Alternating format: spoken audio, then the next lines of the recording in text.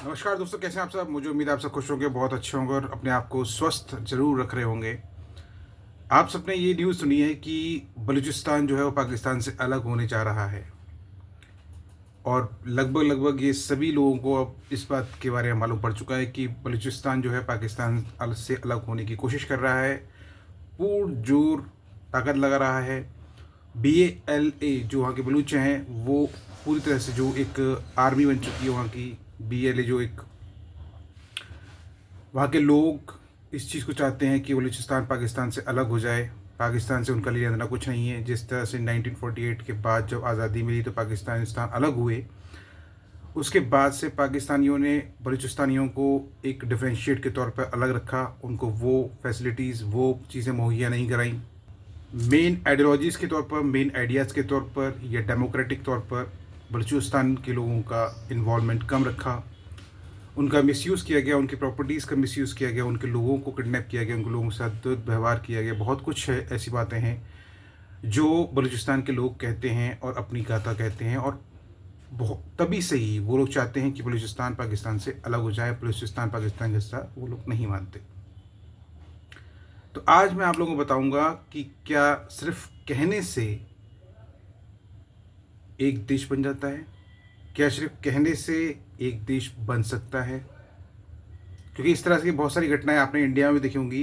India में भी Assam, north east का पोर्शन जो है वो, और उसके विषय में बात चलती रही। चाइना ने अपनी पोर्शन का कहा कि जो है नॉर्थ ईस्ट जो इंडिया का पोर्शन है वो चाइना का हिस्सा है, और चाइना उसको अलग करके एक अलग अपने चाइना जो टेरिटरी है उसमें इन्वॉल्व करना चाहता है। इसी तरह से बहुत सारे और भी मुद्दे हैं। लेकिन क्या सिर्फ कह देने से एक राष्ट्र बन जाता है? ऐसा बिल्कुल नहीं है। इसका एक प्रोसीजर होता है। वो प्रोसीजर जब तक फॉलो नहीं किया जाता है तब तक कोई भी राष्ट्र, कोई भी नेशन अपने आप को इंटरनेशनल लेवल पर घोषित नहीं कर सकता, एक एक आज़ाद देश घोषित नहीं कर सकता। सिर्फ कह देने से देश घोषित नहीं होता। अब मैं आपको बताऊंगा कि इसका बेसिक प्रोसीजर क्या है। इसका बेसिकली जो प्रोसीजर है वो ये है कि 1933 में, 26 दिसंबर 1933 में एक कन्वेंशन हुआ था, एक इंटरनेशनल कन्वेंशन हुआ। उस इंटरनेशनल कन्वेंशन का नाम था मोंटेवीडियो कन्वेंशन। 1933, 26 दिसंबर। इस कन्वेंशन बेसिकली कहाँ पर हुआ था? ये हुआ था आपका यूरुग्वे, एक जगह का नाम है, वहाँ पर बेसिकली कन्वेंशन हुआ था। इस कन्वेंशन में यूनाइटेड नेशंस के थ्रू जो एक डेलीगेटरी बैठी थी, वो डेलीगेटरी बैठी तो उनके बीच ये डिसाइड हुआ कि जो भी देश जब अपना एक इंडिपेंडेंट एक इंडिपेंडेंट ट्रीटी साइन करने की कोशिश करता है या कहता है कि मैं आज़ाद हूँ, तो उसके पास ये 4 मेन तो चीज़ें होनी चाहिए। पहली, एक डिफाइंड ट्रीटी। अगर उस पोर्शन की एक डिफाइंड ट्रीटी है, ठीक है, समझ रहे हैं, डिफाइंड ट्रीटी। दूसरा, पॉपुलेशन। एंड तीसरी चीज़ होनी चाहिए कि उसके पास अपनी खुद की डेलीगेटरी हो, आर्मी हो। आर्मी इन द सेंस मतलब वहाँ की एक मतलब वहाँ के नेता हो, राजनीति हो। अगर वहाँ पर नेता है, राजनीति है, डेमोक्रेसी है, आई मीन डेमोक्रेटिक वे है।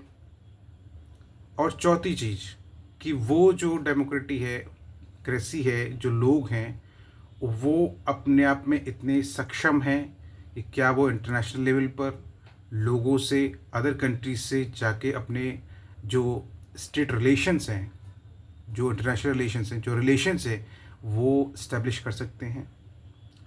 अगर ये 4 चीज़ें मैच कर जाती हैं तो बेसिकली इन चीज़ों को या इस कन्वेंशन को जो साइन करने वाला जो था वो यूनाइटेड नेशन था। तो यूनाइटेड नेशन की अगर मोहर लग जाती है, यूनाइटेड नेशन की जब मोहर लग जाती है तो वो देश इंडिपेंडेंट हो जाता है। ठीक है। बलूचिस्तान की कहानी ये कहती है कि हाँ, वो 4 पॉइंट बलूचिस्तान पर लागू होते हैं। बलूचिस्तान उन 4 डिफाइंड पॉइंट्स को क्लैरिफाई करता है। अब जो यूनाइटेड नेशंस के बारे में आप जानते ही होंगे, यूनाइटेड नेशंस में 5 बेसिक मेन मेंबर हैं: फ्रांस, रशिया, चाइना, अमेरिका और यूनाइटेड किंगडम। तो ये 5 बड़े जो मेन मेंबर्स हैं, जब ये उसको यूनाइटेड नेशंस के थ्रू पास कर देते हैं, तो उस देश के साथ इन लोगों का जो ट्रीटी होता है वो साइन होने लगता है, कोऑपरेशन होने लगता है, ट्रेड साइन होने लगते हैं, ठीक है, फाइनेंशियल ट्रेड साइन होने लगते हैं, और उसको इंटरनेशनल तौर पर फंडिंग प्रोवाइड की जाती है। उस देश को जो इंडिपेंडेंट घोषित किया गया, उस देश को इंटरनेशनल लेवल पर फंडिंग डिफाइन की जाती है, फंडिंग प्रोवाइड की जाती है, जैसे IMF के थ्रू, वर्ल्ड बैंक के थ्रू। तो जब तक मतलब जो चीज़ होती हैं बहुत ज़्यादा इजीली वे में उसको मुहैया हो जाती हैं, और वो अपना डेवलपमेंट कर सकता है, हर बेसिस पर वो अपना डेवलपमेंट कर सकता है, दूसरे देशों के साथ जाकर वो अपना ट्रेड साइन कर सकता है। ट्रेड साइन करने के बाद जो होता है वो बिज़नेस आइडियाज़ हो सकते हैं, बिज़नेस कोऑपरेशन हो सकता है, मतलब बहुत सारी चीज़ें होने लग जाती हैं।